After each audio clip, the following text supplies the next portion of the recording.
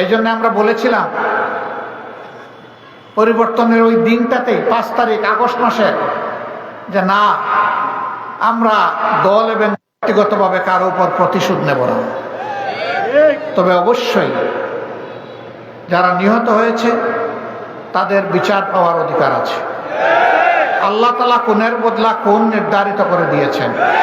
খুনিদেরকে বিচারের মাধ্যমে অবশ্যই ফাঁসির রশিতে ঝুলতে হবে। এটি ন্যায় বিচারের দাবি। 1 নম্বরের দায় তার।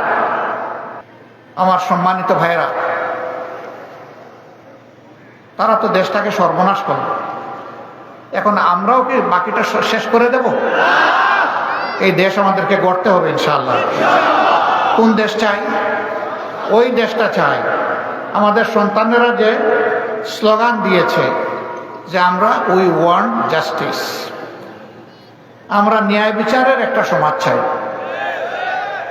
আমরা বৈষম্যহীন একটা সমাজ চাই, দুর্নীতিমুক্ত একটা সমাজ চাই, চাঁদাবাজ দখলদার মুক্ত একটা সমাজ চাই, দুঃশাসন মুক্ত সমাজ চাই।